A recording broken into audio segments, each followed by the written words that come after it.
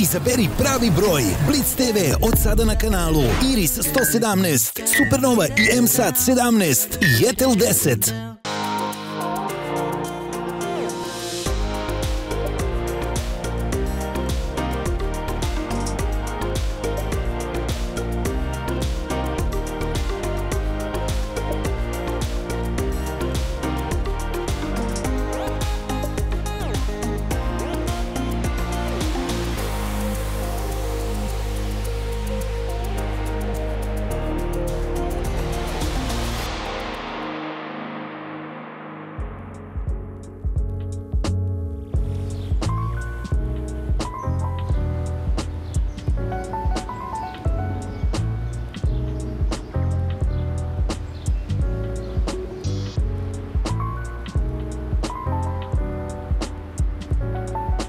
Dobar dan i dobrodošli u još jednu epizodu sa Tamarom kroz Beograd. Kao što možete da vidite, nalazimo se ispred Muzeja Jugoslavije, a moja današnja gošća upravo stiže. Ja je čekam nestrpljivo jer mislim da imamo toliko toga da vidimo. Danas ćemo gledati ovaj prelepi objekat sa Colgate, koja je iz Konga, a sada živi u Beogradu.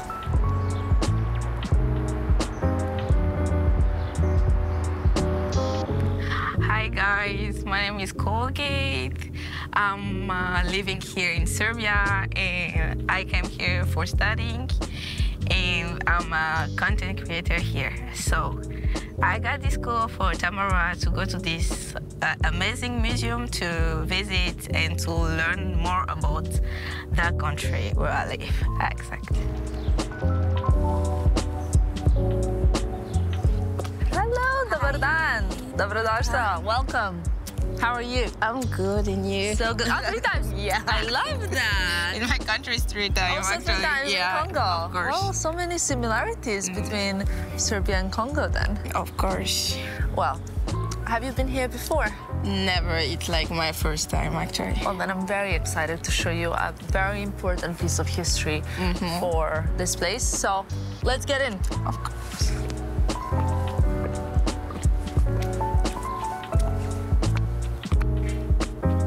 Okay, after you.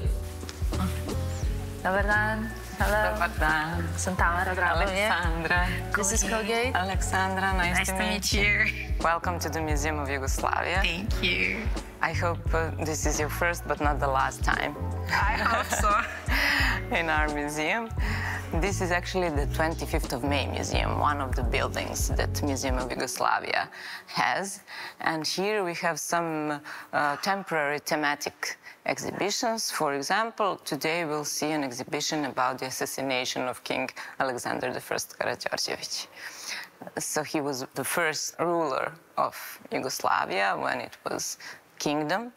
And I suppose that these topics that are really diverse and dynamic from our history will tackle you and inspire you for some thinking about not only regional history but global phenomena, social phenomena. Yeah. Beautiful hallway already. The staircase is a... Yeah, actually, the history of the building is also interesting. Okay. Since the name of the building is 25th of May.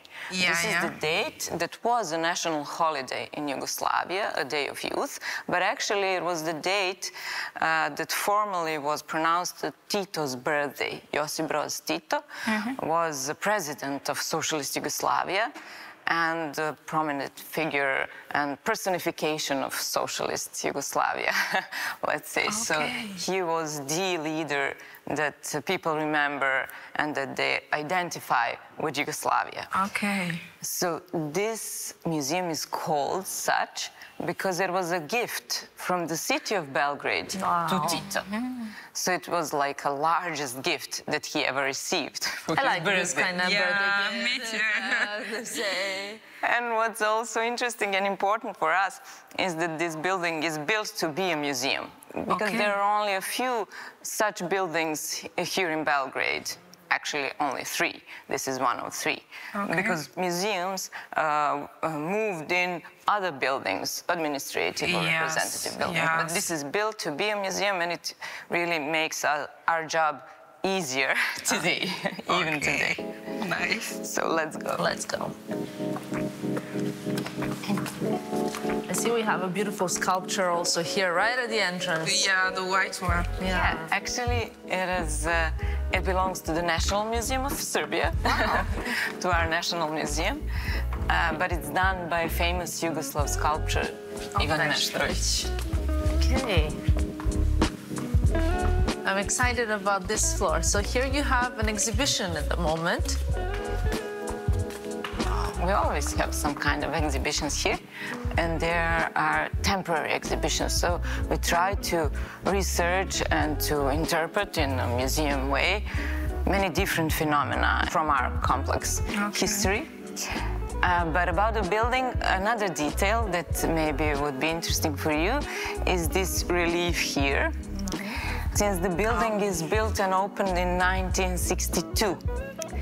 So this is from that time an artwork, and it depicts all the travels of Josip Broz Tito and Yugoslav delegations till 1962.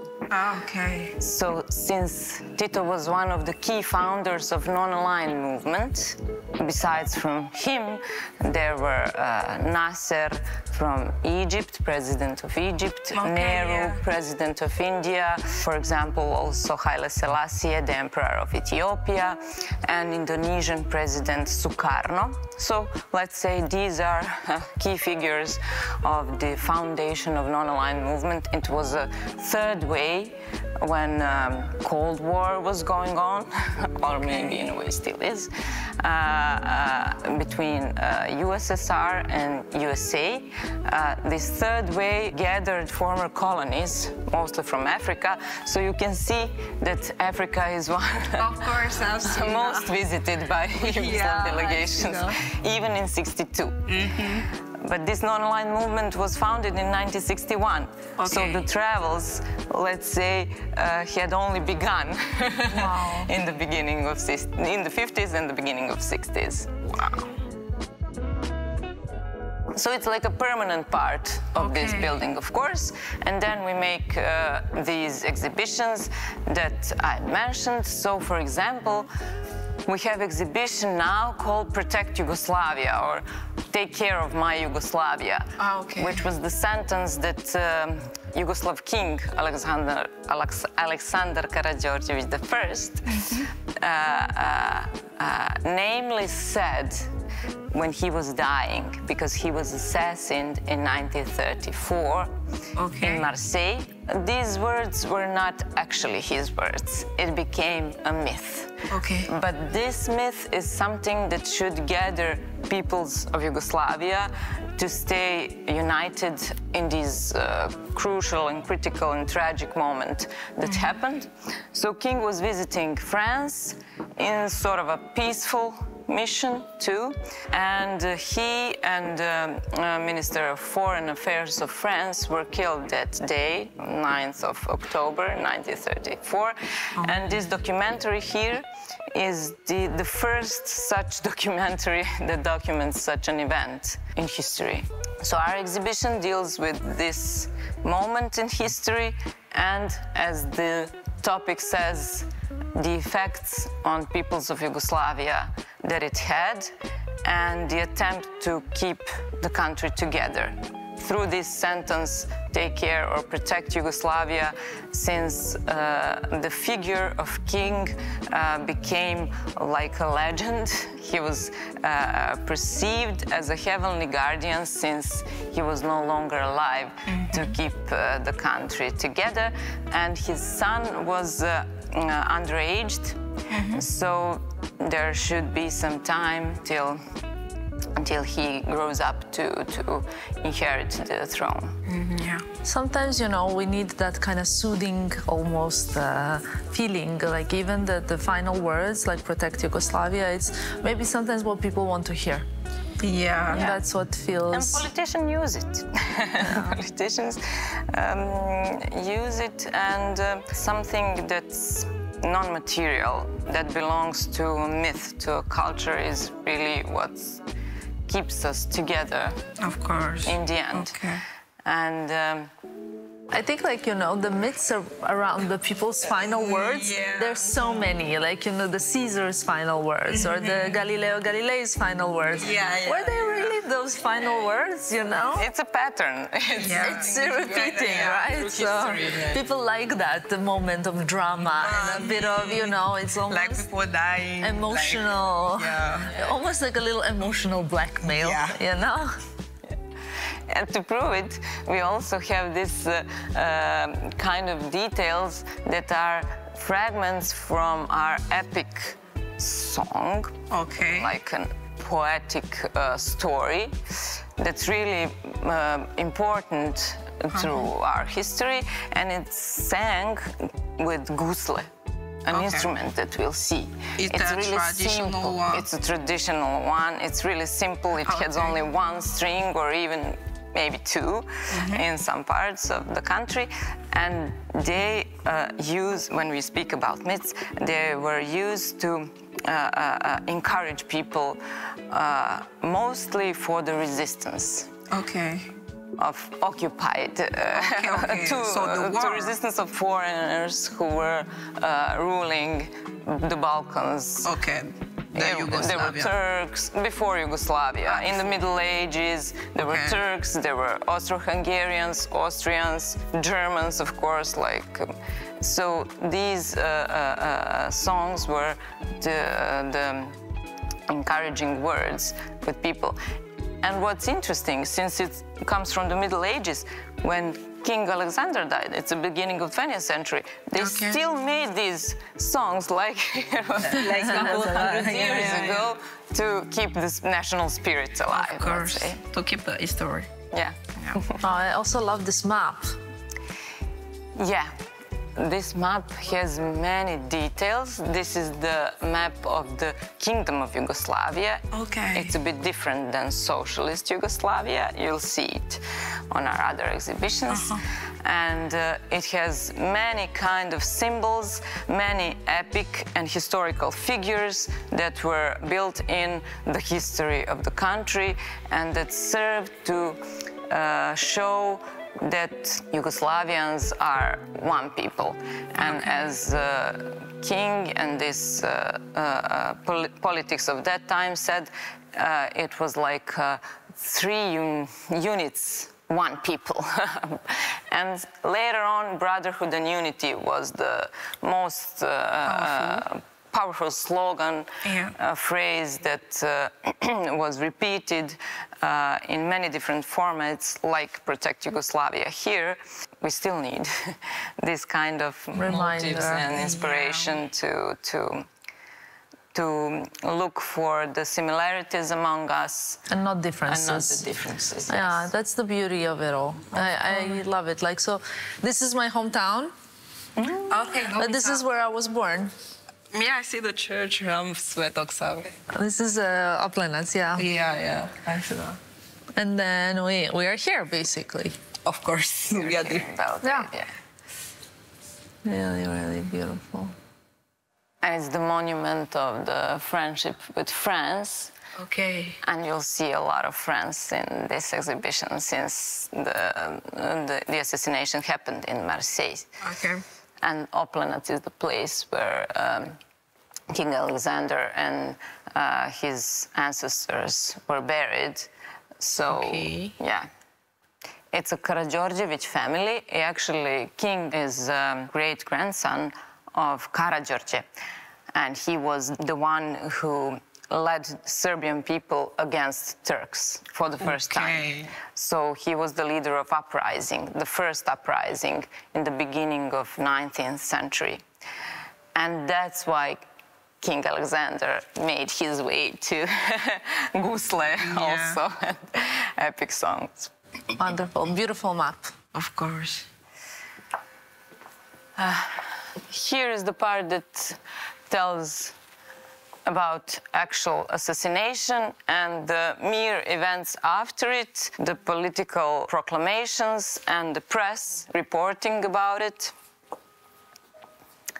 A very important and curious artifacts we have brought from Marseille.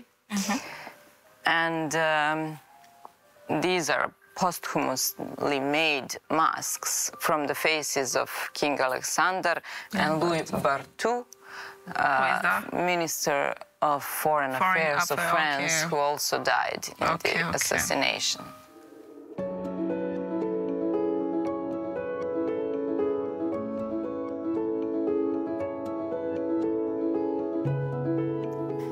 In this last segment of the exhibition, there are many fragments of monuments of King Alexander, which were built massively throughout the country to keep the memory. They often had this sentence that we mentioned, take care of Yugoslavia or protect Yugoslavia. In most of the cities, especially on the borders, which was important to keep the country together and to protect the country from any kind of influence or occupation. These monuments were like safeguarding these borders in the regions of nowadays Croatia, Bosnia-Herzegovina, Vojvodina, Slovenia especially. So we have some examples of these monuments.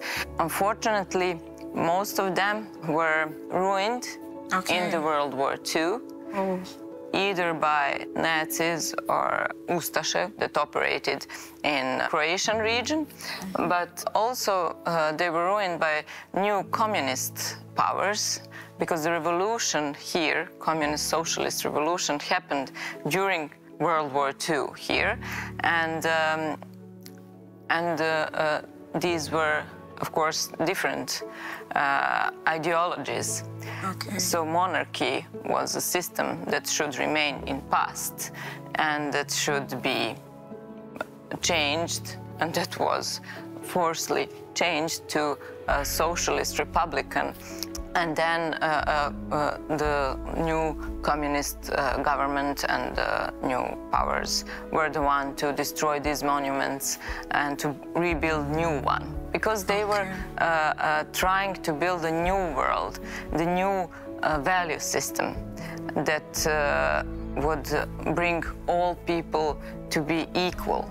And in monarchy, in capitalism, it's not possible. Yeah, of course. So that's why some of these changes happened. So we have Niš. I mean, this is really Leskovac, yes. Varaždin, Cetinje, Ljubljana. Ljubljana, yeah. And also we mentioned traditional culture. So the exhibition finishes with that kind of material.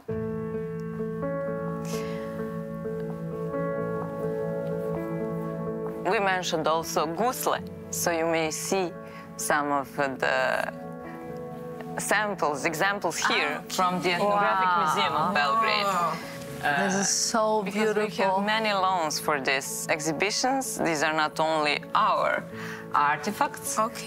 So these are gusle that we mentioned. And here are some of the verses from these songs. Lazar. Yeah. Vuk Stefanović Karadžić. Is people play it till today?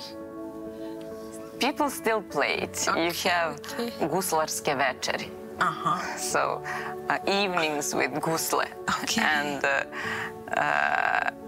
gusle singers, let's say. And how was the song? Is like a guitar or? No, It's it very has, special. Here you can see this is one string and one string on the this On the stick. yeah. Wow. So it's really simple. The details. It might be hard to listen for someone who is not used to it, because it's really rough.